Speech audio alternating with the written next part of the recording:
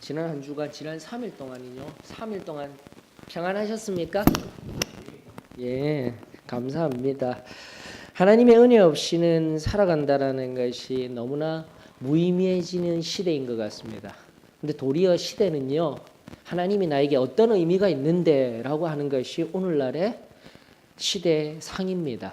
여러분들 그 속에서 진정한 하나님 놓치지 아니하며 하나님으로 말미암은 인생입니다. 늘 고백하며 나아가는 저희들이 되었으면 좋겠습니다. 바로 이 시간이 그것을 확증하는 시간입니다. 또다시 지금 여기에 온 이 삶이 내 믿음을 증거하는 시간입니다. 다시금 나오신 여러분들의 걸음 축복합니다. 어제도 우리 AFC 일꾼학교에 하면서 이야기했지만 기능적으로 어찌되었든 세운 목사님이 축복합니다 하면 그거 다 은혜입니다, 여러분들. 부끄럽지만 낯간지럽지만 기능적으로 그런 거예요, 여러분들. 목사님이 우상이 되는 거는 아니지만은 그렇다고 그 권위를 땅바닥에 내팽개치는 것도 잘못된 거예요, 여러분들. 다시 한 번 더 세우신 주의 종을 통하여서 흘러나가는 축복의 그 올려드림이 하나님께서 더 기쁘게 들으신다 믿으시고 민수기 6장 보셔요. 아론의 축복 바라보시면서 지금 나오신 여러분들에게 위로가 되었으면 좋겠습니다. 복이 되었으면 좋겠습니다. 자, 오늘 우리 함께 살펴볼 말씀 이사야 29장입니다. 특별히 앞서 말씀드린 바와 같이 시대가요, 더욱더 하나님의 말씀 66권 내어준 이 계시된 하나님의 말씀을 더욱더 세밀히 살펴야 할, 말씀이 빛이 되어야 할 시대이지만 특별히 선지서 영역에 있어서는 제대로 선포되지 못하고 있는 것이 오늘날의 현실입니다. 나가 설교적인 영역도 마찬가지였죠. 선지자적인 요소가 무너지고 있는 시대성 속에서 다시 한 번 더 하나님이 우리들 가운데 말씀하시고자 하는 것이 무엇인지 우리 이 시간들 귀하게 여기면서 지금 살펴보고 있는 이사야, 특별히 이사야를 통한 하나님의 말씀에 오늘날의 우리 삶의 적용들이 바르게 비춰지는 복된 이 시간이 되었으면 좋겠습니다. 오늘 이사야 29장입니다. 이사야 29장. 아리엘이라고 명명되어진 예루살렘을 향한 하나님의 심판보다는 징계에 가깝죠. 심판은 끝이 난다라는 의미가 있겠지만 결국은 징계를 통하여서 아수르를 통하여서 우리가 잘 알고 있듯 히스기야 시대 때 사네립의 침공을 통하여서 남유다 전역이 황폐화되고 피폐하여진 상황에서 예루살렘이 사면으로 진쳐진 상황에서 하나님이 어떤 놀라운 일을 행하셨죠? 특별히 이사야 37장 36절로 38절 말씀해 보게 되면은 18만 5천 명이 무너져 버립니다. 어떻게 무너졌습니까? 하나님의 능력으로. 하나님이 순식간에 오늘 그 본문이 명확하게 드러나고 있는 거예요. 그러면서 세계 역사 속에 제국이라고 할 수 있는 제국, 첫 번째 제국이라고 했죠. 아시리아라는 제국, 성경 속에서는 아수르가 서서히 무너져 내려가는 것. 그 무너지는 원인이 바로 하나님으로부터 이루어졌음을 우리가 깨달아 알 수 있음에 이 시간 감사를 드립니다. 자, 지금도 아수르와 같이 우리 삶에 우리의 막강한 대적이 있습니까? 우리 하나님께서 해결해 주십니다. 연기와 같이 보내버리실 은혜가, 능력이 우리 하나님께 있음에 이 시간 감사를 드립니다. 자, 이사야 29장 우리 같이 보시면서 또다시 징계가 있을 테지만, 심판이 아닌 징계가 있을 테지만 구원을 약속하여 주시는 하나님의 놀라운 사랑의 음성을 우리 함께 들을 수 있기를 원합니다. 이사야 29장입니다. 다 같이 한번 한 목소리로 통독하십시다. 이사야 29장. 슬프다 아리엘이여 아리엘이여 다윗이 진친 성읍이여 해마다 절기가 돌아오려니와 내가 아리엘을 괴롭게 하리니 그가 슬퍼하고 애곡하며 내게 아리엘과 같이 되리라. 내가 너를 사면으로 둘러 진을 치며 너를 애워 대를 쌓아 너를 치리니 내가 낮아져서 땅에서 말하며 내 말소리가 나직이 티끌에서 날 것이라. 내 목소리가 신접한 자의 목소리같이 땅에서 나며 내 말소리가 티끌에서 짓거리리라. 그럴지라도 내 대적의 무리는 세미한 티끌 같겠고 강포한 자의 무리는 날려가는 겨 같으리니 그 일이 순식간에 갑자기 일어날 것이라. 만군의 여호와께서 우레와 지진과 큰 소리와 회오리 바람과 폭풍과 맹렬한 불꽃으로 그들을 징벌하실 것인즉 아리엘을 치는 열방의 무리 곧 아리엘과 그 요새를 쳐서 그를 곤고하게 하는 모든 자는 꿈같이 밤의 환상같이 되리니 줄인 자가 꿈에 먹을지라도 깨면 그 속은 여전히 비고 목마른 자가 꿈에 마셨을지라도 깨면 곤비하며 그 속에 갈증이 있는 것 같이 시온산을 치는 열방의 무리가 그와 같으리라. 너희는 놀라고 놀라라. 너희는 맹인이 되고 맹인이 되라. 그들의 취함이 포도주로 말미암음이 아니며 그들의 비틀거림이 독주로 말미암음이 아니니라. 대저 여호와께서 깊이 잠들게 하는 영을 너희에게 부어주사 너희의 눈을 감기셨음이니 그가 선지자들과 너희의 지도자인 선견자들을 덮으셨음이라. 그러므로 모든 계시가 너희에게 봉한 책의 말처럼 되었으니 그것을 글 아는 자에게 주며 이르기를 그대에게 청하노니 이를 읽으라 하면 그가 대답하기를 그것이 봉해졌으니 나는 못 읽겠노라 할 것이요. 또 그 책을 글 모르는 자에게 주며 이르기를 그대에게 청하노니 이를 읽으라 하면 그가 대답하기를 나는 글을 모른다 할 것이니라. 주께서 이르시되 이 백성이 입으로는 나를 가까이 하며 입술로는 나를 공경하나 그들의 마음은 내게서 멀리 떠났나니 그들이 나를 경외함은 사람의 계명으로 가르침을 받았을 뿐이라.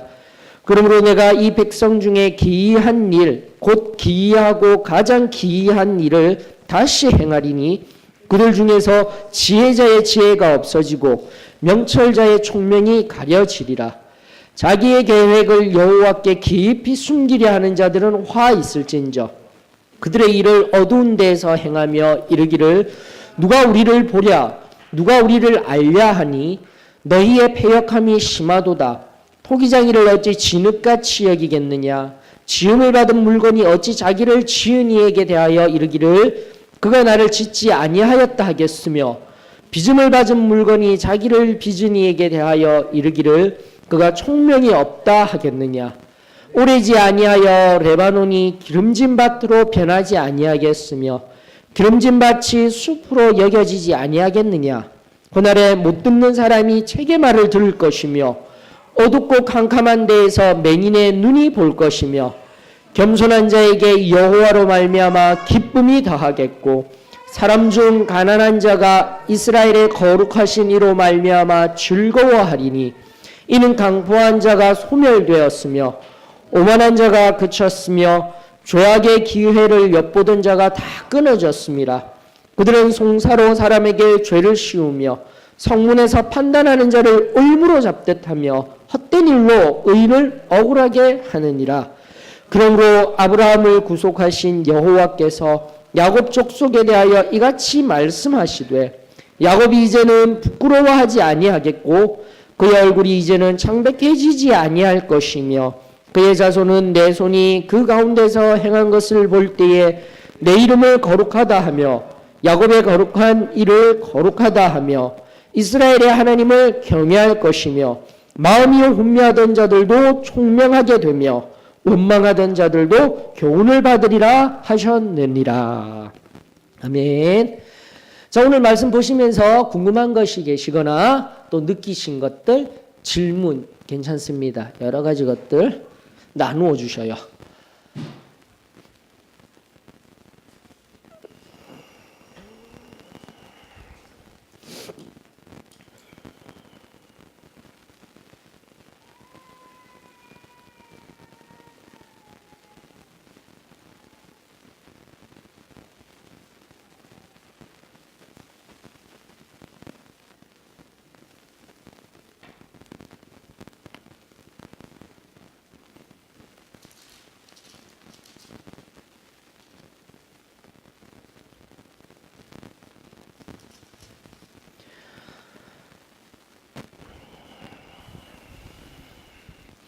자, 일단 가보십시다.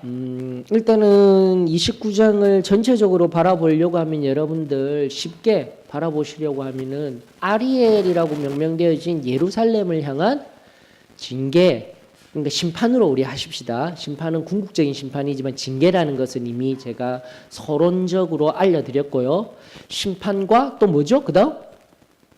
소망, 희망, 구원이 있다라는 것입니다. 그런 측면에서 바라보았을 때 여러분들이 두 부분으로 이 본문을 바라보시면 돼요. 1장에서 8장까지 즉 군사적인 측면에서의 심판과 구원이 있습니다. 실제적인 군사적인 측면. 누구에 의한요? 아수르. 예, 아수르에 의한. 또 시대적 정황도 언제요? 히스기야 때. 히스기야 때. 명확합니다. 그러므로 자꾸 선지서가 어렵다 하시지 마셔요. 명확합니다. 조금만 우리가 관심을 갖고 하나님의 영을 붙들고 살펴보게 되면 우리가 이해할 수 있습니다. 그래서 이것을 가지고 두 번째 바로 이러한 심판이 징계가 있게 되는 이유가 무엇입니까?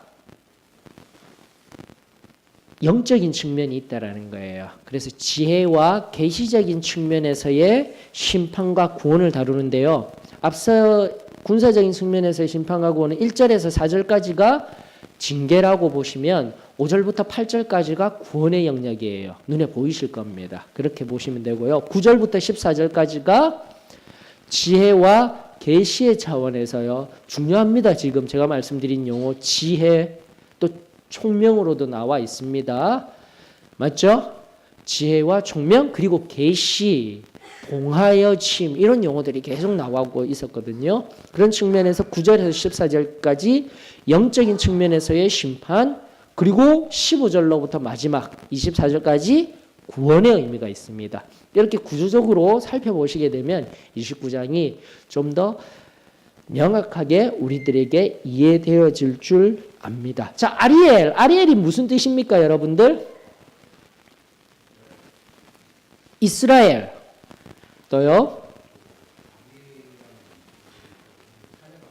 예. 번제를 드릴 때 그 피 같은 거 이런 거 찌꺼기가 있는 그거 이제 밑에 고여 있는 것을 그 나중에 이제 태우는 그러니까 태우는 뭐 원인의 그 뭐라 그럴까 그런 거라고 이렇게 나와 있더라고요. 오, 예. 거기까지 찾아보셨군요. 아주 대단하죠. 박수. 좋으신 거예요. 예. 찾아보셔요. 자, 세 가지 의미로 제가 알려드릴게요. 첫 번째는 아리엘이라는 단어 그대로요. 엘 나왔어요. 엘은 뭐죠? 하나님. 맞죠? 아리엘에서 창세기 49장에 보게 되면 아리엘이라는 용어가 나오는데 바로 하나님의 사자로 나옵니다. 근데 여기서 사자는요 대사 그런 의미가 아니라 뭐예요? 라이언이에요. 어흥하는 거. 그래서 성경적으로 하나님의 사자라는 의미는 뭐냐면은 강함을 상징합니다. 자, 단어적인 의미 괜찮으시죠? 그게 뭐라고요? 지금 29장 1절에서 이야기하던 이 아리엘이여 다윗이 진친 성읍이여 어딥니까? 예루살렘이라는 거죠.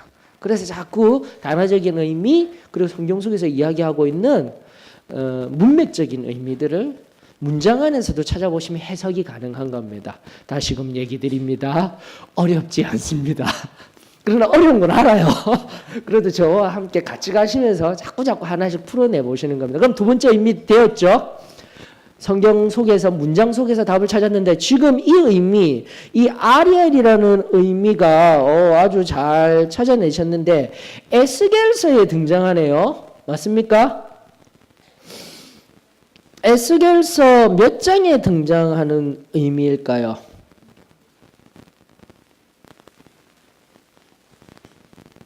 (43장) 15절 16절 한번 보십시다. 그래서 관주 성경의 도움도 받으실 수 있고요. 이 아리엘이라는 용어에 대해서 에스겔서 43장 15, 16절에도 이야기를 하고 있습니다.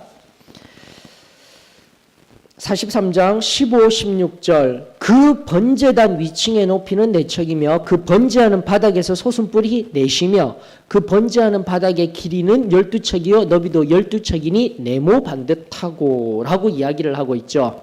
방금 잘 찾으셨어요. 바로 번제단 밑을 의미하는 겁니다. 다 태워서 없어진 찌개와 같은 것들이 있는 것. 그러므로 세 번째 의미까지 살펴보게 되면은 이사야 29장에 등장하는 아리엘의 의미가 명확해지는 것입니다.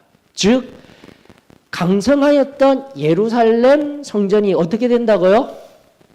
다 타고 없어진 상태가 된다라는 의미로 바로 예루살렘은 그냥 예루살렘이라 부르면 되는데 이스라엘이라 부르면 되는데 남유다라 유다야 하고 부르면 되는데 아리엘이라는 용어를 사용하였습니다라는 거죠.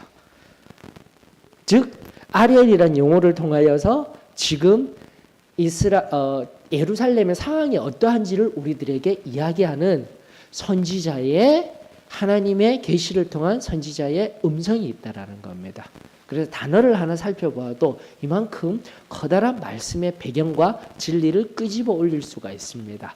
잘하셨습니다. 맞죠? 그래서 1절부터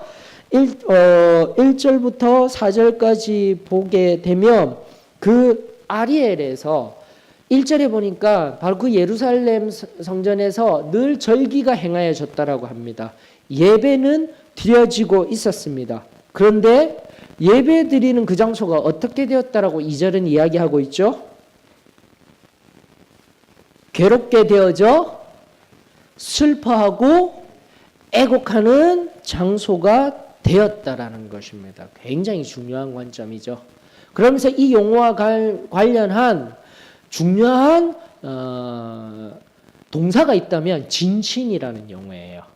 이 아리엘이라는 성읍을 가지고요. 진을 치다라는 용어 앞에 꾸미는 것을 살펴보시면 또 은혜가 되고 해석하실 때 도움이 됩니다. 어떻게 되어져 있죠? 진친 앞에 1절에서는요. 다윗이 진친 맞습니까? 그런데 3절에서는요. 내가 너를 사면으로 진을 쳤다라고 이야기를 하고 있습니다. 여기 진을 치다라는 성경 용어는 하나라는 용어입니다. 하나라는 용어. 동일해요.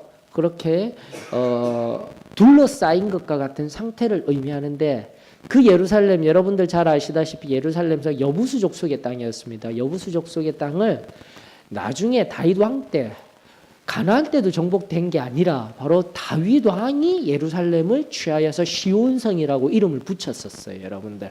그래서 예루살렘, 시온성, 다윗과 연관되어서 궁극적인 시온성, 지금도 시온성이라는 용어가 한 번 등장하였습니다. 궁극적으로 이 예루살렘 성은 궁극적으로 우리들에게 주어질 뭐예요? 새 예루살렘 성을 상징하고 있는 겁니다. 이 또한 좀 주의 깊게 보셨으면 좋겠습니다. 근데 그 새 예루살렘 성이 우리 이 땅에 오고 이 땅에 임하여져 있는 교회를 통하여서 이 땅이 진정한 궁극적인 새 예루살렘의 평안과 기쁨을 맛봐야 되는데 오늘날 어떻다라는 겁니까?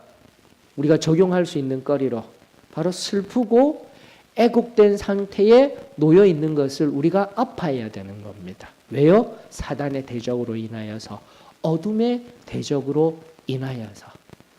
그러므로 우리가 정말 왕 같은 제사장이요. 여기에 의미는 끊임없이 이야기하는 하나님의 말씀을 놓아두고 구교가 이야기하는 카톨릭이 이야기하는 사제에 의한 죄에 대한 사명권을 넘어서서 성례전에 의하여서 교회가 끊임없이 일방적으로 내어주는 받아만 먹는 그런 신앙 삶이 아니라 여러분들 한 사람 한 사람이 무엇이라고요?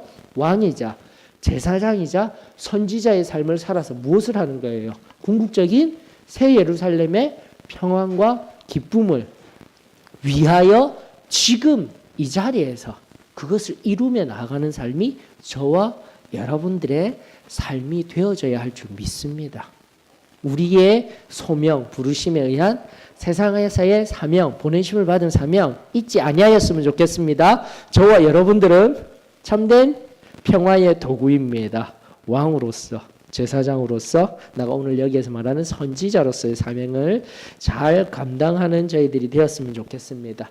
그러다 보니 오늘의 상황이 보이죠. 4절에 보니까 오그라지고 쪼그라질 대로 쪼그라져서 티끌과 같이 되었어요.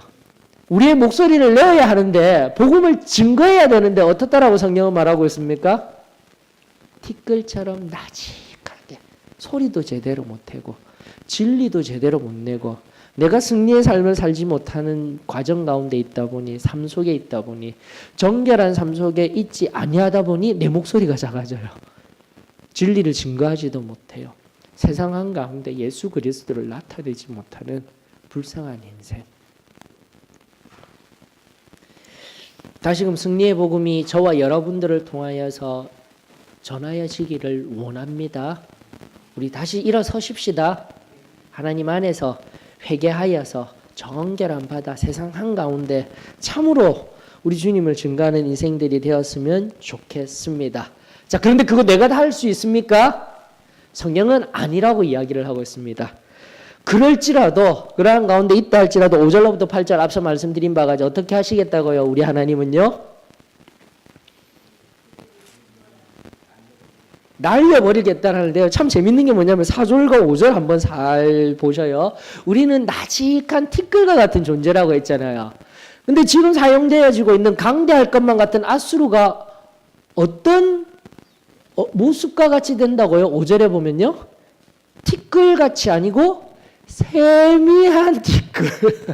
네, 정말 이래서 선지서가 참 귀해요, 여러분들. 우리는 티끌과 같이 작지만은 하나님이 간섭하시고 개입하셔서 어떻게 하시겠다고요? 우리 눈에는 커다란 보이는 앗수르지만 우리의 대적이지만 하나님이 개입하셨을 때 그들은 우리보다 더 작은 세미한 티끌이 되어서 시편 1편이 막 떠오르시죠. 이 말씀 보다 보니까 바람을 후 불어 넣으시는 거예요. 여기서 바람이라는 것은 여러분들 성서 속에서 참으로 중요한 용어 중에 하나가 이 용어입니다. 히브리어 루아후. 루아후.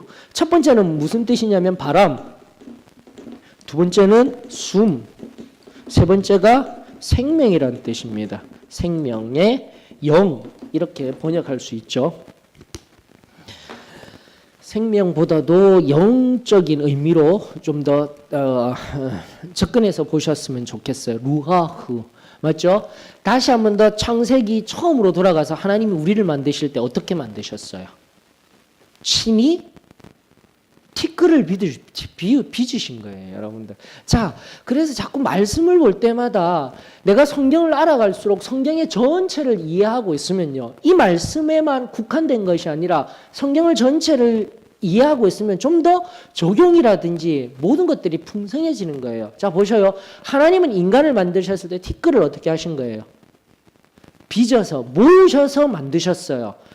철저하게 신앙은 모아야 됩니다. 모여져야 합니다. 공동체입니다. 혼자서 절대 신앙생활 못합니다.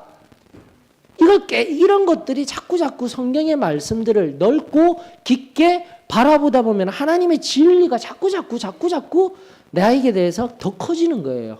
그래서 에베소서의 말씀과 같이 그리스도의 장성한 분량에까지 우리 믿음, 우리 신앙에 의한 하나님 말씀의 진리들이 더욱더 커지고 자라나가야죠. 아멘이시죠? 맞아요. 그렇게 해서 하나님은요, 그냥 티끌로서 살으라는 것이 아니라 그 티끌들을 모아서 친히 빚으신 것이 교회예요. 나예요. 이걸 반드시 깨달아요. 그러므로 교회는요, 너무나 귀한 곳이에요. 교회를 함부로 대하는 세상도 문제지만 지금도 내가 속한 공동체 교회를 함부로 생각하고 있는 우리도 하나님 앞에 조심해야 되는 거예요. 두렵고 떨리는 마음으로 해야 되는 거예요. 그래서 성경 공부를 하다 보면 성경의 깊은 의미들을 살피다 보면 너무나 깊은 곳까지 나아갈 수 있습니다. 갈까요? 자, 그렇게 빚은 곳에다 그렇게 만들어 두면 뭐해요? 그 교회 안에, 그 공동체 안에 생명이 있게 하려면 뭐가 들어가야 되는 거예요? 이게 바로 그 루아우예요. 하나님께서 그 코에 생기를 넣으신 거예요. 사도행전 2장에 성령이 어떻게 임하셨어요? 비둘기. 사도행전 2장 바람과 같이, 불같이 아니에요. 바람 소리와 같이 불의 모양같이라고 되어 있어요. 엄밀한 의미는 이 바람이에요. 생명의 영으로서 오신 거예요. 여러분들 이런 것들이 성경 속에서 자꾸 끼워 맞춰주는 거예요. 보배와 같이 꿰어야 되는 겁니다. 자, 다시 한 번 더 지금도 마찬가지죠.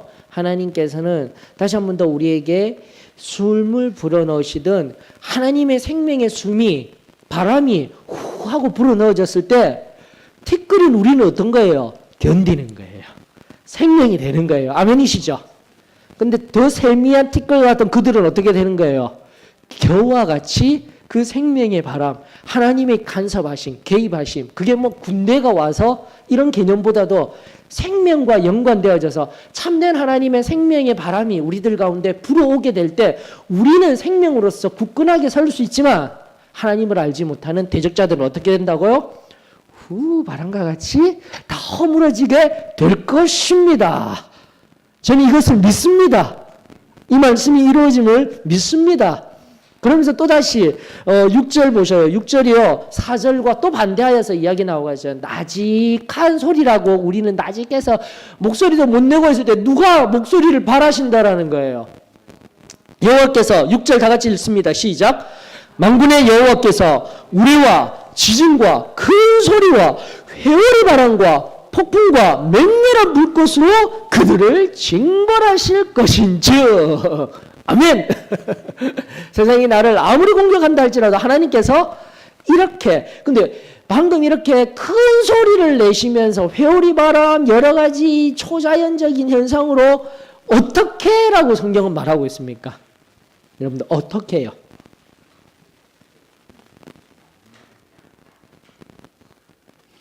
오절 앞에 나와 있습니다. 5절 하반절이 어떻게 해요? 순식간에 갑자기 여러분들 순식간에 갑자기가 이중으로 되어 있는 걸 또 보시는 거예요. 강조하고 있는 거예요. 하나님의 일은요. 점진적으로 시간성 속에서 하나님의 시각이나 우리의 시각에 우리는 막 기다리는 시간이 있는 것 같지만 하나님은 한번 일하신다면 어떻게 하시겠다는 겁니까? 순식간에요. 정말 중요한 개념입니다. 여러분 그 마지막 때도 순식간에 갑자기 임하게 될 것입니다. 선지서를 바라보면서도요. 제가 이제 앞전에 있는 잠시 뒤에 있을 일 그리고 예수님의 초림 맞죠? 이 땅에 오셨던 AD 원년을 기초로 한 그때 그리고 어디까지 바라보라고 했어요. 제가 항상 선지서 바라보면서 궁극적인 마지막을 바라보게 될 때 하나님께서는 순식간에 갑자기 우리의 모든 대적들을 다 멸망시키시고 우리는 호련히 어떻게 해요? 눈 깜짝할 사이에 공중 재림, 공중 들림 받게 될 줄 믿습니다. 그게 준비되어져야 되는 거예요. 그리고 또다시 우리가 결론적으로 보게 됐지만은 22절로부터 24절 속의 결론의 말씀 속에서 보게 되면 우리가 여호와 하나님을 경외하는 삶을 살아야 돼요. 근데 그 경외 속에 포함된 어떠한 하나님요? 거룩하신 하나님이신 거예요. 다시 한 번 더 거룩이 중요합니다. 이 마지막 시대를 살아가면서요. 정결함이 중요한 거예요. 여러분들. 예. 말씀을 그저 눈으로만 바라보고 끝내지 마시고 생명과 같이 우리들에게 불어넣어 주시는 오늘 이 시간 말씀을 통하여서 새록새록 내가 지금 어떻게 살아가야 할지 이 마지막 시대에 곧 오실 주님 갑자기 순식간에 오실 그분 앞에 내가 어떻게 살아야 됩니까? 거룩함으로 준비되었다라는 것은 바로 거룩함 속에서 온전한 세마포 입은 어린 신부와 같이 순결한 신부와 같이 살아가는 것이 교회입니다라는 것을 우리가 꼭 깨달았으면 좋겠습니다. 저는 참 은혜가 되었던 게 뭐냐면 7절에서 8절입니다. 꿈같이 밤에 환상같이 줄인 자가 꿈에 먹었는데도 배가 고픈 것과 같이 여러분 이 땅에서 잡는 것들요 다 허무해요. 이걸 빨리 깨달으셔야 돼요. 더 많이 탐욕의 시대를 살아가고 있는 오늘날에서요. 더 많이 가지는 거 그거 다 필요 없어요. 지금 주신 하나님 내 모든 것 주신 것들 속에서 감사합니다. 순결하게 거룩함으로 하나님의 뜻을 위하여 내 시간과 물질을 드리는 자 이제 인간 우리 구원론 안에서의 성결함 받고 나서의 상태 뭐죠? 외적 헌신, 하나님 앞에 자발적인 은혜에 의한 헌신된 삶. 그 헌신 속에서는 시간도 드려야 합니다. 내가 가진 물질을 드려야 합니다. 특별히 물질의 영역에 있어서는 존 웨슬리처럼 그렇게 사셨으면 좋겠어요. 많이 버십시오. 그리고 어떻게 하라고요? 그래요. 많이 또 적당하게 또 사셔요. 그리고 어떻게 하라고요? 많이 사용하십시오. 여러분들 그 반대 우리 이제 교리적으로 구원론의 반대에 서 있는 칼빈주의가 아니라 반대라고 해서 나쁜 것이 아니라 칼빈주의자들이 이야기하는 삶의 모습 청교도인들 있죠. 청교도인들은요. 자신들이 번 돈을 남기면은 그게 죄인 줄 알았어요. 이걸 아셔야 되는 겁니다. 내가 번 돈 나를 위해서 쓰되 남겨서 무엇을 할까요? 다 구제하며 말씀 그대로 섬기는 데에 사용하는 것. 그것이 그들의 삶이었다는 것을 우리가 알아야 돼요. 오늘날 시대성 속에서 물론 불확실성 시대를 살아가고 있기 때문에 오염된 시대를 살아가고 있기 때문에 안보험도 들어야 돼요. 치매보험도 들어야 돼요. 각종 보험을 들면서 그 불확실에 근거한 두려움 속에 살아가는 것이 우리 인간인데 다시 한 번 더 말씀으로 돌아가십시다. 하나님이 우리를 자유케 하십니다. 저는 그것을 믿습니다. 하나님이 내 건강 책임져 주십니다. 그럼에도 불구하고 하나님 주신 또 아픔이 있다라면 제가 거기에 순응하며 나아가겠습니다. 이렇게 살면 되잖아요. 그래서 참고로 이제 알아두세요. 우리 자녀들한테도 한번 꼭 물어보세요. 아빠, 엄마, 저희 두 사람은 동의를 했습니다. 아빠, 엄마가 갑자기 죽을 수 있는 그런 병에 걸렸어. 어떻게 말했을까요? 절대 살리려고 하지 마. 하나님 앞에 저희들 기도하면서요. 하나님 주신 대로 살아가고 싶어요. 그리고 자녀들에게 그 가정에 뭐 보험 그러니까 앞선 방금 말씀드린 것과 연결된 이야기예요. 보험도 안 들여놓고 날 살리니 많이 이게 무슨 믿음이야. 자녀들에게 그렇게 짐지우지 마셔요. 조용히 하나님 앞에 우리 삶의 마지막을 웃으면서 맞이할 수 있는 그런 신앙을 우리 자녀들에게 보여주고 싶어요. 저는 잘못된 것일까요? 아니라고 저는 생각합니다. 이것이 바르다라고 저는 믿습니다. 다시 한 번 더 신앙이라는 영역에 있어서 우리가 우리 자신을 한 번 더 이 시대와 반추하면서 하나님 앞에 거룩함으로 참된 하나님의 뜻대로 나아가는 참된 거룩, 외적인 헌신의 영역에서 시간과 물질을 들여야 합니다. 단순하게 이야기는 하고 있지만 그 단순함들이 오늘 나의 삶 속에 어떻게 디테일하게 좀 더 세밀하게 적용하실지 저와 여러분들 그 하나님의 음성 앞에서 답을 찾을 수 있는 저희들이 되었으면 좋겠습니다. 다시금 하나님께서는요 모든 허무함들 이 땅의 허무함들을 갑자기 순식간에 다 후 불어서 없애버리실 겁니다. 그때 든든한 믿음으로 신앙으로 서 있는 저와 여러분들이 되어지기를 축원합니다. 자, 9절로 가십시다. 9절로 가면서요 우리가 좀 더 진지하게 살펴볼 내용들은요 9절에서 12절까지가 어두운 영적 상태 속에서도요 술 취함 독주 마셔서 그런 게 아니에요. 맞습니까? 이유가 무엇이라고 성경은 말하고 있습니까? 두 가지 관점에서 여러분들이 보셔야 됩니다. 첫 번째는 여호와께서 어떻게 하셨다라는 거예요.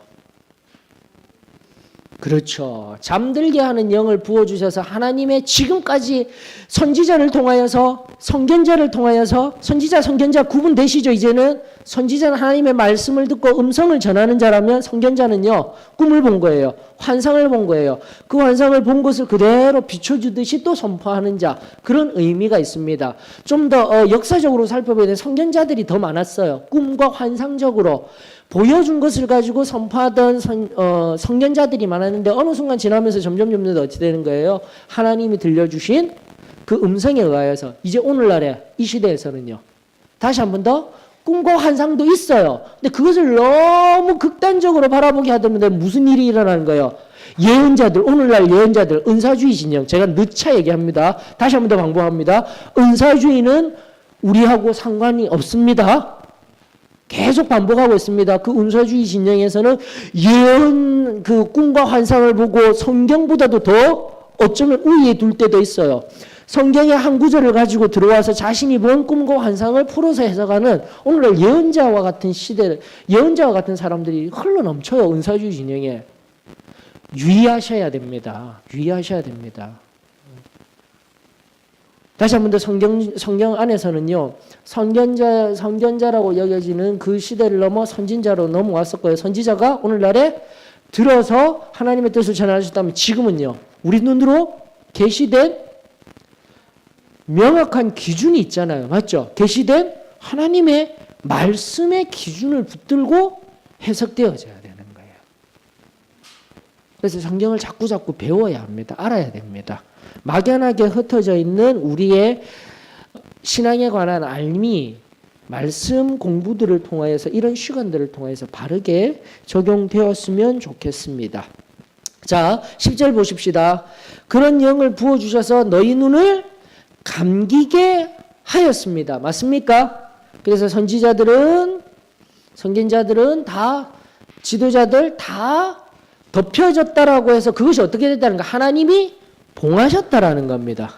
그런데 이미 제가 이런 부분들에서 봉하여졌다라는 말 알려드렸어요. 이사야서에서는 8장 우시야 시대 때 이미 말씀을 듣지를 아니하기 때문에 봉하였다라는 이사야 8장의 내용 속에도 있었지만 다니엘서 12장 마지막 제가 해석해 드리는 과정에서 다니엘서 12장 보게 되면은 마지막 때에 어떻게 하시겠다? 하나님이 그 기록된 하나님의 말씀을 어떻게 해요? 봉하여 버리시겠다. 봉해놓은 것이 열려지는 때가 언제이죠?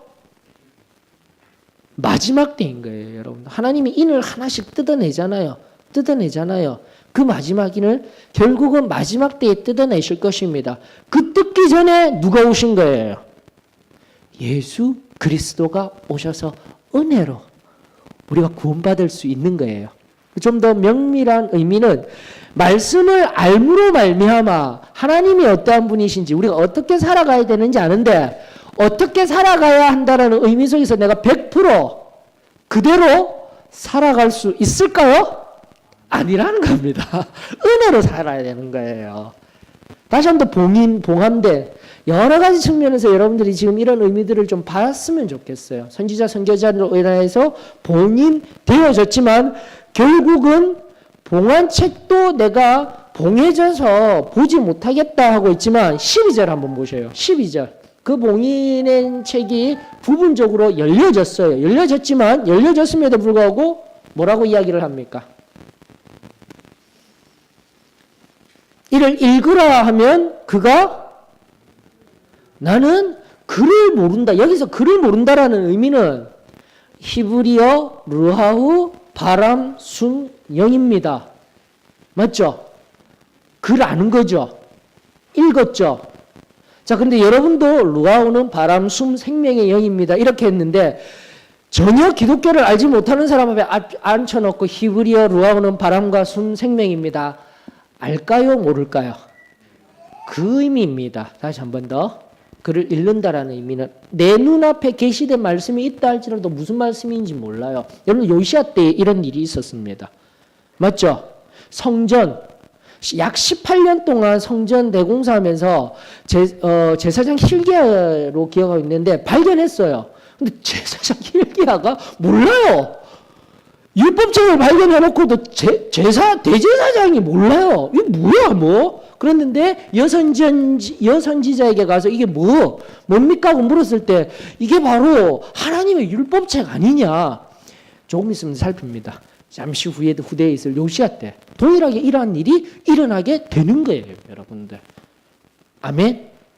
자, 이 두 가지 의미가 있습니다. 이제 궁극적인 제가 자꾸 왔다 갔다라는 의미는 단기, 중기, 장기적인 선지서의 예언서적인 의미들을 나름 쉽게 이야기를 하고 있다라고 하지만은 봉함이 되었다 한다라는 의미를 궁극적으로 해석해 드리고 계시지만은 다시 한 번 더 12절의 의미들을 통해서 우리가 살필 수 있는 것은 그 봉함되었던 하나님의 말씀의 진리의 말씀이 다시 한 번 더 열리워졌을 때 우리가 성령과 함께 그리고 지금처럼 이런 자리에 없으면은 다시 한 번 더 주일날 왔다 갔다 하는 신앙생활만 있으면은 이 하나님의 말씀이 우리의 귀에 우리들에게 읽히워지고 들리워지며 알 수 있게 되겠습니까? 우리가 조금 아픈 마음으로 우리를 바라보아야 합니다. 다시금 하나님 앞에 말씀과 성령으로, 예전에는 기도를 통하여서만 하였는데 기도를 통하여서 우리 왔던 우리의 걸음의 지난 역사를 들여다보았을 때 안개 속을 걸어온 것 같았잖아요. 정말 충만할 때는 확실하게 보였는데 그러지 못한 삶 속의 시간의 영역 속에서, 삶이라는 시간의 경과 속에서 우리의 은혜가 점점 식어져 가면서 우리 얼마나 많은 실수, 실패, 나아가 지나고 보니 범죄한 자리에 있었습니까? 이거 그대로 내버려 두면 안 된다라고 이제 이야기하고 있잖아요. 하나님 앞에 회개해야죠. 회개로서 끝나는 거 아니죠. 성경이 말하는 바 우리 뭐 해야 됩니까? 용서를 구하고 배상을 해야 합니다. 하나님 앞에 서게 되었을 때 하나님께 책망받지 않는다라는 것들. 이 모든 것을 깨닫기 위해서는 우리가 무엇을 알아야 된다는 거죠? 하나님의 말씀을 알아야 합니다. 들을 귀가 열려야 합니다. 볼 눈이 밝아져야 합니다. 말씀 속에서 이 은혜가 저와 여러분들에게 임하여지기를 축원합니다.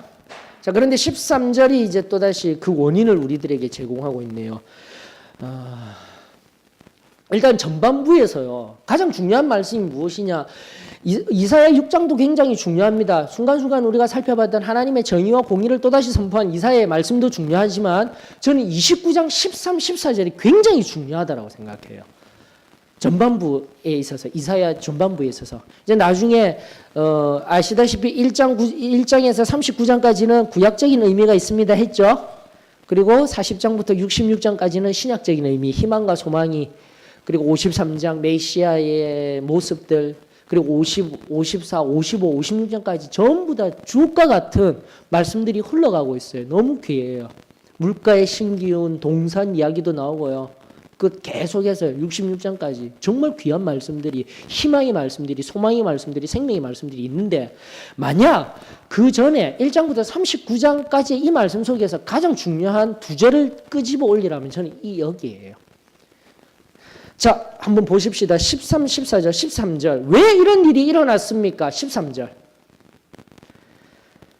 이 백성이 첫 번째입니다. 여러분들 이게 지금 13절 안에요. 두 가지로 동일한 이야기를 반복하고 있습니다. 첫 번째입니다. 이 백성.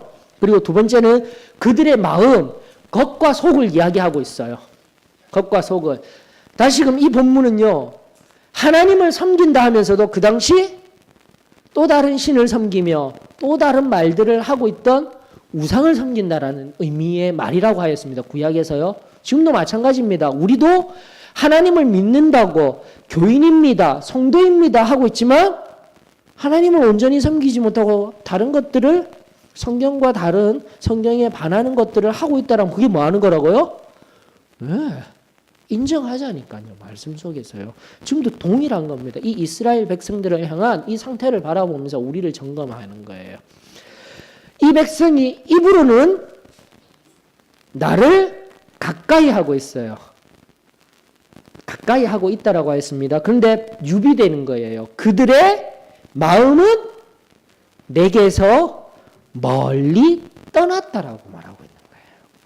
이게 보이셔야 돼요. 그게 첫 번째 의미입니다. 내가 하나님 안다니까요. 예전에 하나님의 은혜를 체험했다니까요. 근데 지금은요. 말로는 나 하나님 알고 기도할 때마다 은혜가 있어요 하는데 내 지금의 이 마음은요. 마음을 내 속에 영혼으로 표현하자면 내 영혼은 하나님에게서 가까이 있는지 멀리 있는지 말씀 중에서 우리 자신을 봐야 되는 겁니다. 신앙만 얘기하고 있는 건지. 두 번째 볼까요? 13절 두 번째 의미. 입술로는 이 백성들이 입술로는 나를 공경하나 그들이 나를 경외함은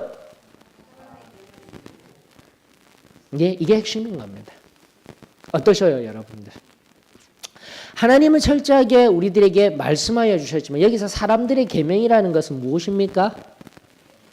자기 생각, 그리고 그 생각을 기록한, 하나님의 말씀을 기록한 것이 아니라 기록하여서 만들었던 예수님 당시에 바리새인과 사두개인들, 율법학자들이 그 유대인들이 끊임없이 알고 있던 자신들의 전통, 유대인의 전통, 가르침, 그것들이 지금부터 하나하나 차곡차곡 만들어지고 있었던 거예요, 여러분들. 다시 한 번 더 우리 안에 하나님과의 친밀함이 있습니까? 그리고 나아가 내가 알고 있는 지식으로 그리고 내 경험으로 말미암아 하나님을 두렵고 떨리는 마음으로 보고 계십니까? 여기 13절에 녹아 있는 공경 그리고 경외함이라는 이 용어가요. 히브리어 카베드 그리고 야레라는 용어인데요. 야레에 대해서 내가 한 번씩 얘기해 드렸어요. 공경이라는 용어는 카베드가 무겁다라는 뜻이에요. 공경하다라는 걸 그분을 뭐 존중하고 하는 게 아니라 정말 내 삶 속에 가장 무겁게 여기는 분이십니까? 첫 번째. 두 번째는요. 야레는요. 경외함이라고 되어 있지만 그 반대가 뭐라 했어요? 떨리고 어떤 내가 감히 내 이성으로 생각할 수 없는 어떤 존재, 상황을 겪게 됐을 때 두렵고 떨리는 상태가 바로 야레라는 의미예요. 그러나 그것은 하나님을 모르는 자들의 두렵고 떨림이죠. 그러나 하나님을 알고 그 하나님의 우리의 생각을 초월한 그분의 일하심과 그분 앞에 서게 됐을 때 용어가 대치된다고 했습니다. 뭐라고요? 경외. 우리에게 바로 이러한 공경과 경외가 우리의 마음으로부터 우리의 영혼으로부터 있어야 할 줄 믿습니다. 다시 한 번 더 정리하십시다. 지금까지 이 모든 일들 앞선 9절로부터 12절까지 이런 일들이 있게 되는 이유, 즉 하나님의 말씀이 봉하여지고 또 하나님의 말씀이 부분적으로만 계시되어졌을 때도 내가 이해할 수 없고 알 수 없는 이유는 무엇입니까? 바로 내 속에 하나님과의 친밀함이 무너져 있어요. 관계가 무너져 있어요. 그래서 제가 끊임없이 관계를 회복하기 위해서 뭐 해야 된다고요? 시간을 내서 말씀 읽어야 됩니다. 기도해야 됩니다. 그리고 물질의 영역에 있어서도 내어주신 물질들 내 것이 아닙니다. 바르게 살아오고요. 가장 기본적인 것들을 이야기하고 있는 겁니다. 그리고 나서 여호와 하나님을 경외하는 은혜가 자꾸 말씀 속에서 원리들과 우리 삶에 따라가야 할 발걸음들을 붙들 수 있기를 주의 이름으로 축원합니다. 그래서 개인적으로도 마찬가지입니다. 제가 발견하였다라고 제가 안다라고 하여서 항상 그 알미 나에게 내 삶에 우선이 되지 아니하도록 노력하고 있습니다. 이 말의 의미는 뭐냐면은 여러분들 뭐 가끔씩 제가 얘기하잖아요. 제가 다른 것 여러분들보다 못나고 부족한 것도 많지만 만약 신앙함의 영역 속에서 제가 가장 강력하고 내세울 만한 하나의 어떤 단어로 표현된 내 삶에 가장 제 장점이 있다라면 저는 믿음입니다, 여러분들. 내가 그건 자신할 수 있어요. 무슨 의미냐면 지금 얘기인 거예요. 내가 깨달았어요. 내가 알았어요. 지식을 가졌어요. 경험을 했어요. 그것보다 하나님이 한마디 하시면은요. 그거 아니야 하면은 어떻게 해야 되는 겁니까? 그걸 믿는 믿음이 커요, 저는. 다 뒤집을 수 있어요. 지금까지 제가 옳은 줄 알고 왔어요. 왔는데 그게 하나님이 아니라 하시면 나 어떻게 해야 돼요? 아니다라고 해야 돼요. 그 길을 바꿔야 돼요. 그런데 믿음의 영역에서 우리는 너무 단순한 이야기지만 그걸 못하는 게 우리의 모습이지 않습니까? 제가 열심히 공부를 하고 열심히 노력하고 있습니다. 근데 그 노력, 그 알미요, 제게 중요한 것이 아니라 바로 하나님의 뜻을 더 알아나가는 과정이에요. 근데 그 알미, 지식이 만약 하나님이 너 그거 아니야 그렇게 되면 난 뭐 어떻게 해야 돼요? 다 내려놓고 다 버려야 되는 거예요. 지금까지 저는 그렇게 살아왔어요. 단적인 예로 부산에 있을 때 서울에 저 아무도 없거든요. 저는 감독 목사님이 부르시기 때문에 당연히 말도 안 하고 올라왔거든요. 근데 그때 이제 가족들은 많이 섭섭했죠. 부산교회에서도 많이 섭섭했죠. 열심히 일하던 사람이 갑자기 간다니까 저는 그런 거는 몰랐었어요. 젊었기 때문에 조금 더 살피면서 가족들과 나누고 했었어야 되는데 오라고 했으니까 오라고 하셨으니까 저는 당연히 순종해야 되는 줄 알고 그렇게 해서 왔어요. 아무도 없어요. 서울에 아는 사람이. 그래도 왔어요. 그리고 또 다시 이제서야 고백할 수 있지만은 하나님 앞에 소원하고 올려드리고 나서 한국 교회의 상황 속에서 다음 세대의 리더자로 서기 위해서는 미국은 꼭 가야 되겠다. 미국에 가서 직접 듣고 보고 배워야 된다라는 것. 2012년 어학연수라는 이름으로 미국에 들어갔지만 원래 가지고 있던 제 속에 바람이었어요. 변화를 위해서는 반드시 거기에 가서 직접 보고 배운 것을 여기 와서 같이 나누어야 될 과정이 필요하다라는 것은 이미 하나님이 가르쳐 주셔서 알고 계셨어요. 자, 그랬는데 2012년 우리 아이들 가장 이쁠 때거든요. 못 갑니다. 여러분들에게 만약 혼자 가서 그렇게 있으셔야 하게 되면은 뭐 가실 수 있을 것 같죠. 다른 사람들은 거기 갔다 온 것이 뭔가 특권같이 여겨지는데요. 제 심장을 도려내면서 그 걸음을 걸었어요. 왜요? 하나님 주신 비전이 있었기 때문에. 하나님이 하도록 요구하시는 것이 있었기 때문에 내가 다 내려놓고 갈 수 있는 믿음이 거기에 있었던 거예요. 여러분들 다시 한 번 더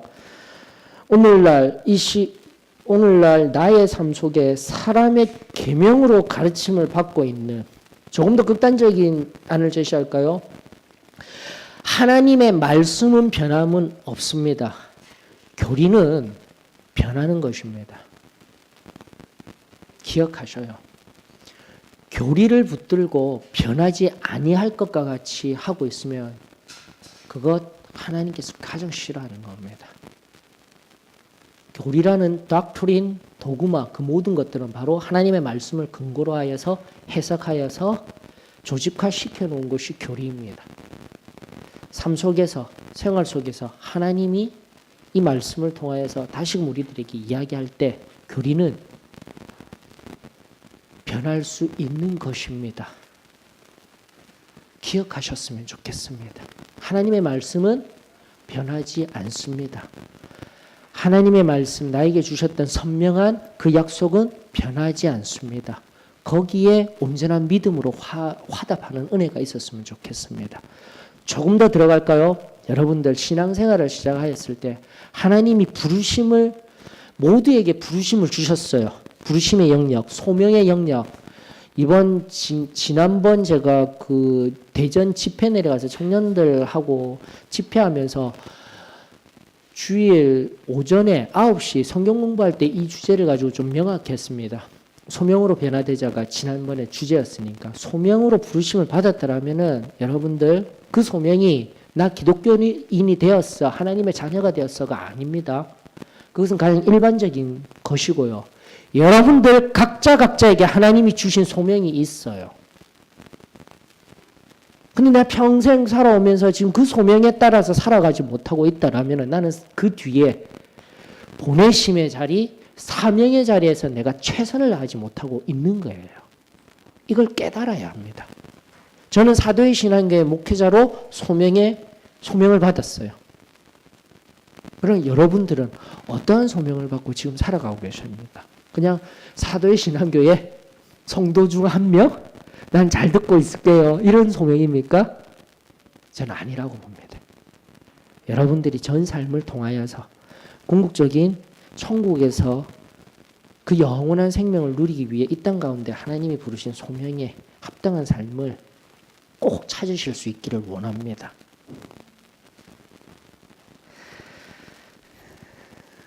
14절 우리 다 같이 한번 읽어볼까요? 다 같이 시작. 그러므로 곧 기이하고 가장 기이한 일을 다시 행하리니 그들 중에서 지혜자의 지혜가 없어지고 명철자의 총명이 가려지리라. 여러분 이제 왜 13, 14절을 이토록 중요하게 여겼을까요? 여러분들 기이한 일 이미 우리 지난번 수요 성경 통독 시간에 나온 용어입니다. 이 기이한 일이라는 용어. 28장 마지막 절에 나왔어요.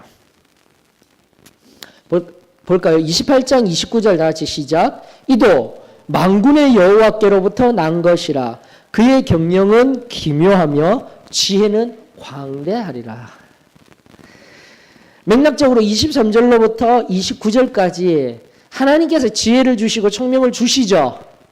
그게 바로 기이한 일이라고 하였습니다. 그래서 오늘 14절 뭐라고 이야기를 하고 있습니까? 기이한 일. 기이하고 기이한 일이 뭐라고요? 지혜자의 지혜가 없어지고 명철자의 총명이 가려지는 게 기이하고 기이한 거예요. 여러분들 우리가 일반적으로 아는 것은 하나님이 막 지혜 주시고 명철 주시고, 명철이라는 것은 understanding이에요. 분별력을 주시고 총명이라고도 이야기를 하고 있습니다. 이 말씀이 나왔을 때 야, 이것은 하나님이 우리들에게 행하신 기이한 일이야. 근데 오늘 성경은 뭐라고 이야기하시고 있습니까? 그렇게 명철이 있고 분별력이 있으며 지혜가 있던 사람이 어떻게 된 거예요? 예, 그 또한 누구의? 하나님의 일하심이었던 거예요. 여러분들, 그게 기이한 일인 거예요. 이유는 뭐라는 겁니까? 다시 한 번 더 내 겉으로, 내 입술로는 하나님께 가까이 있어요. 나 하나님 공경한다니까요. 근데 그게 아니라는 거예요. 그 입술과 삶을 통해서 지혜가 없으며 분별력이 없으며 총명이 없는 자리에 있다라는 것은 말로는, 겉으로는 내가 신앙생활 잘하고 있어요 하고 있지만 그 속에 뭐가 없다고요?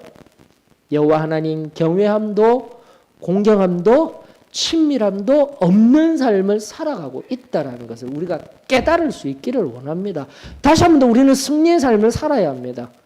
하나님이 주신 그 온전한 삶이 그저 눈에 보이는 삶이 아니라, 다시금 승리의 삶이 다른 삶이 아니라 24시간 하나님 앞에 서 있는 그런 경건의 삶이 되어지기를 축원합니다.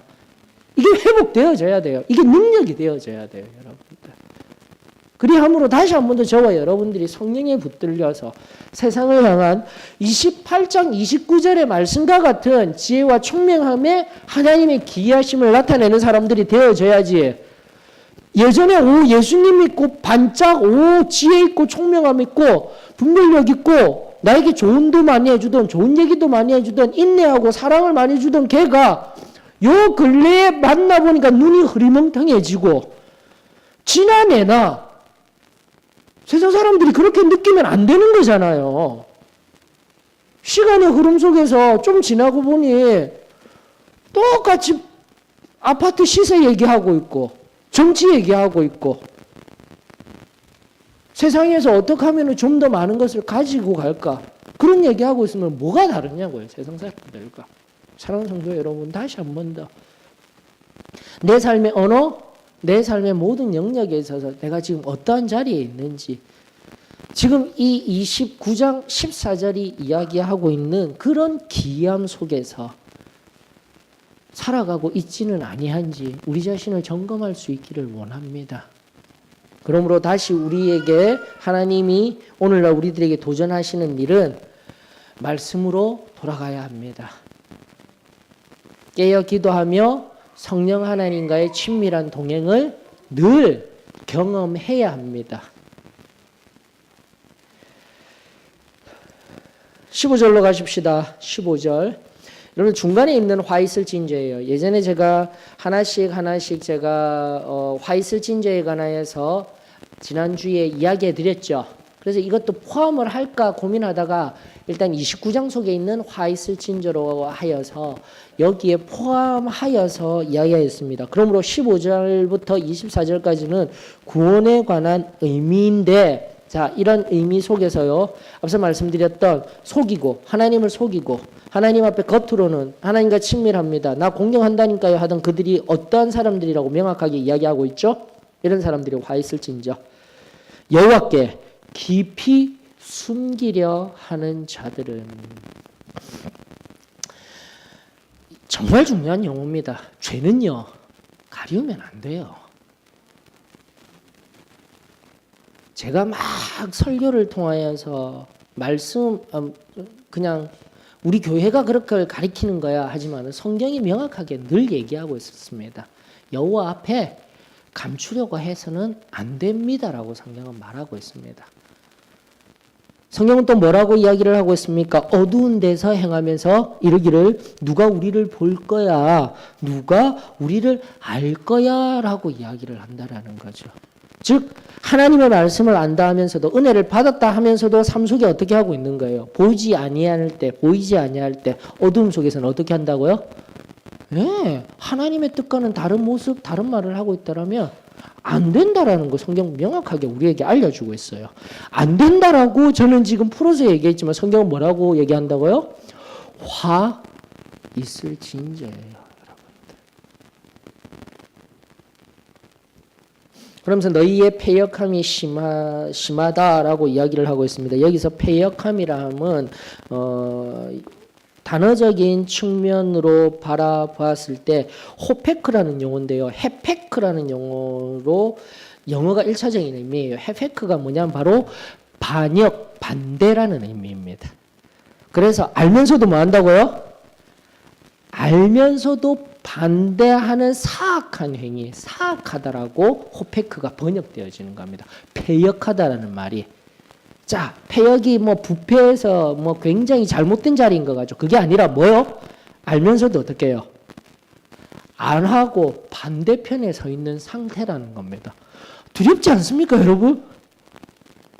두려워해야 되는 거예요. 하나님의 말씀 지금까지 상관과 같이 하나님의 말씀을 알면서도 어떻게 하고 있는 거예요? 모른 척하고 서 있으면 이걸 뭐라고 한다고요, 성경은요? 패역이라고 얘기하고 사악하다라고 얘기하는 거예요. 굉장히 뭔가 커다란 잘못을 하고 막 누구를 모함하고 다른 사람을 해코지하고 거기다가 상처 주고 아프게 하고 진짜 뭐 형사상에 얘기하는 상해를 입히고 살인하고 강도하고 이런 개념이 아니라 알면서도 뭐 하고 있는 거예요? 모른 척하면서 행하고 있는 이 상태를 지금 패역이라고 얘기를 하고 있는 겁니다. 또 다른 말로는 사악이라고 얘기를 하고 있고요. 제가 말씀을 하나하나 보다가 이 숨이 멎어질 때가 있어요. 그래서 막 내가 하나님의 말씀 앞에서 하나님, 특별히 나야만 알고 끝나면 되잖아요. 하나님 그 자리에서 엎드려서 회개하면 돼요. 그런데 이게 아니잖아요. 제가 서 있는 위치는요. 바로 이 하나님의 말씀을 내가 먼저 깨달아 어떻게 해야 돼요? 알려줘야 할 사명이 있는 거예요. 그냥 쉽게 하는 것이 아니라 이 선지서들을 그냥 아무렇게나 내버려 둔 것이 아니라 봉인되어져 있던 이 말씀을 다시 열어서 성령의 빛으로 비추어서 바르게, 아까 보여도 읽지를 못하고 어떻게 이것을 바라봐야 될지 이사야서 쭉 바라보면서도 말씀 바라보면서도 우리가 그 의미를 모르고 넘어갈 때가 많잖아요. 근데 이 발견된 것들을 전해야 되는 거예요. 또 함께 도전을 해야 되는 거예요. 사랑하는 성도 여러분, 다시 한 번 더 말씀 앞에서 저와 여러분들 경외함으로 설 수 있는 은혜가 있기를 축원합니다. 다시 한 번 더 깊이 숨는 자리에 들어가지 마십시다. 그러면서요, 결국 16절에 있는 말씀은 뭐냐면은 앞서 얘기했던 진흙, 티끌로도 나와 있는 거예요. 진흙이, 티끌이, 그리고 만들어진 도기가 토기장이에게 왜 이렇게 하였습니까 하는데 여러분들 여기서 아주 중요한 관점이 나옵니다. 16절에요. 판단하는 마음이 등장하는 거예요. 즉 사람의 교훈으로 내가 가르침을 받고 더 나아가 창세기 3장에 근거한 우리 창세기 3장에 무슨 사건이 일어나죠? 선악을 알게 하는 나무를 따먹은 원죄적인 사건이 등장해야 됩니다. 그 선악을 알게 하는 나무를 따먹음으로 말미암아 우리에게 무엇이 들어왔다라고 했습니까? 죄가 들어왔는데 그 죄가 원죄라고 했어요. 원죄의 제일 첫 번째 뭡니까? 제가 7가지 죄 계속 얘기하고 있죠. 교만인 거예요. 내가 선악을 판단하는 거예요. 그래서 창세기 3장 12절에 보면 아담에게 묻죠. 너 왜 내가 하지 말라는 거 하나님이 너 왜 이거 먹었니 했을 때 아담이 뭐라고 했어요? 하나님이 나에게 주신 저 여자가 나에게 먹으라고 한 거예요. 그럼 누구 탓하고 있는 거예요? 하나님 탓? 자기가 바로 판단해서 하나님 당신이 잘못하였습니다. 이거예요, 교만은 여러분들. 무서운 거예요. 그냥 교만? 그 아는 단어? 내가 하나님을 사랑하지 못하고 하나님을 높이지 못하는 마음, 내가 먼저 되는 마음 아니에요. 끊임없이 내가 판단하여서 내가 선악을 구별하여서 하나님에게 책망을 떠넘기고 있는 상태예요. 나는 괜찮은데, 나는 옳은데 누가 문제인 겁니까? 하나님이 문제인 거예요. 지금의 내 모든 상황이. 그러면서 우리 어린아이 같이 이런 하나님의 말씀의 진리를 모르면 우리는 어린아이 같이 엎드려. 하나님, 어찌하여 나에게 이런 시험을 주십니까? 어찌하여 나에게 이런 상황을 주십니까? 하나님 왜 그래요? 왜 그래요? 왜 그래요? 물론 아파서, 너무나 아파서 어쩔 수 없어요. 이걸 은혜의 차원에서 보게 되면 로마서 여러분들 8장 26절 말씀 알죠? 로마서 8장 26절 성령께서 우리를 위하여 친히 중보하신다라는데 그 전에 무슨 말씀? 우리가 탄식하면, 여기서 탄식이라는 말은요, 방금 이런 거예요. 뭐가 뭔지도 모르고 이런 하나님의 말씀도 몰라요. 그럼에도 불구하고 그 모호하게 탄식하며 하나님 앞에 내 속을 아뢰는 것 자체가 하나님 앞에 은혜인 거예요. 내가 아프기 때문에 하는 거예요. 근데 그걸 이제 대신해서 예수 그리스도 이후 성령께서 오셔서 뭐 하시는 거예요? 하나님 앞에 대신 명확하게 얘가요, 하나님 지금 이렇게 아파서 그런 거예요. 하나님의 말씀을 조금 몰라서요. 얘가 힘이 들어서 그런 거예요. 하나님 이해하시죠? 이게 성령이 하시는 일인 거예요. 사랑하는 성도 여러분, 다시 한 번 더 성령이 내 안에 들어오셔서 지금 나에게 하시는 놀라운 일, 예수 그리스도께서 이 땅에 오셔서 나를 위하여 십자가 지신 일, 지금 우리 구약 성경 살피고 있잖아요.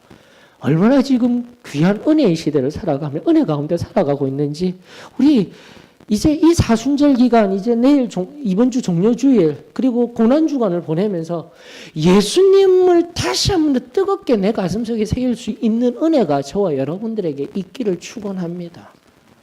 다시 한 번 더 구약 성경 지금 우리 살피고 있는 거예요. 구약 성경. 근데 하나님은 다시 한 번 더 구약 성경 안에서 뭐라고요? 패역. 다시 한 번 더요. 알면서도 뭐 하고 있는 거예요? 뻔뻔함 속에서도, 알면서도 뻔뻔함 속에서도 행하고 있는 상태가 패역입니다. 사악입니다. 얘기하고 있는 거예요. 그런 은혜 시대 속에서는 다시 한 번 더 말씀드립니다.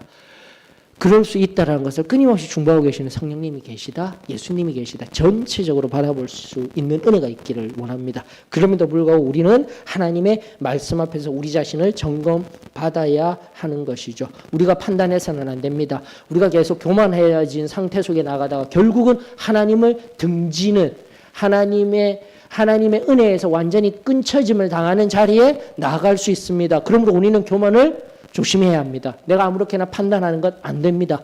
패역한 자리에 알면서도 계속해서 어긋난 길로 가고 있으면 안 됩니다라고 우리가 알아야 되는 거예요.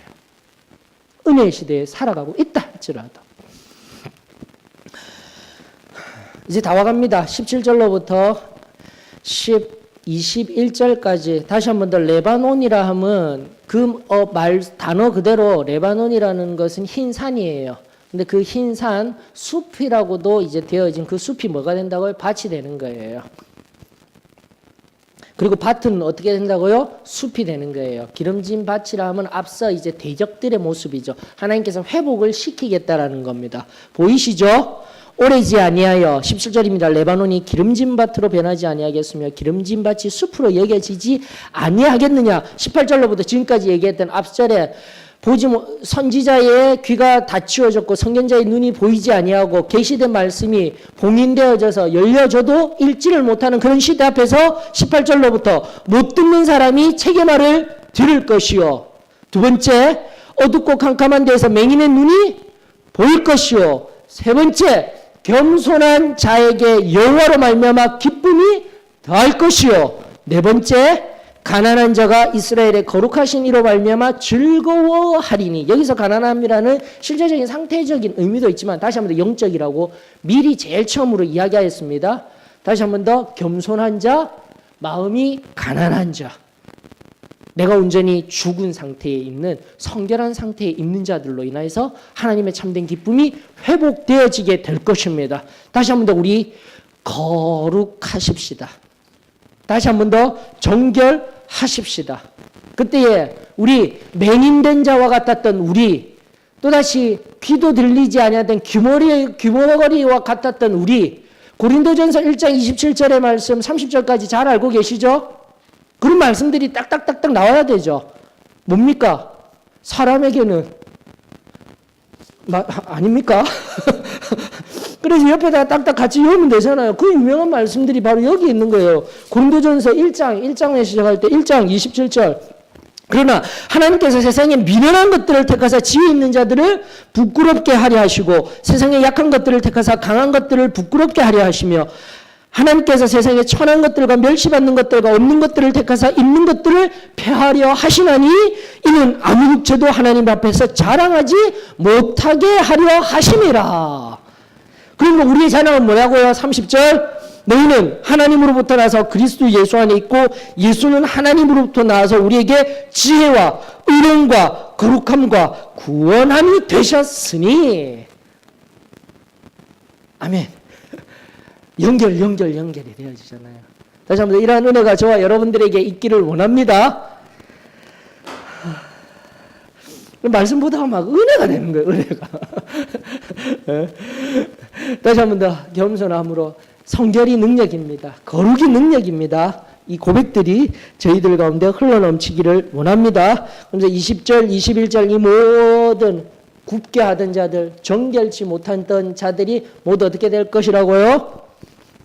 이랬던 사람들 다 소멸되게 될 것이다 라는 것입니다. 그러면서 미리 앞서 말씀드린 22절로부터 24절 그러므로 결론이 등장하고 있습니다. 여기 결론에서도 보게 되면요, 중요한 단어는 아브라함, 야곱 그리고 그로 끝난 것이 아니라 자손인 거예요. 즉 신앙은요, 이런 하나님의 말씀은 구약시대로부터 끝난 것이 아니고 은혜시대도 다루어 드렸어요.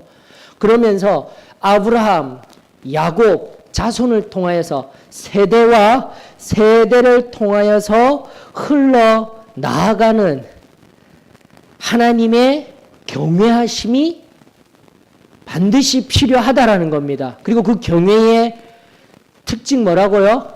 근거? 그 이름에 거룩인 거예요, 여러분들.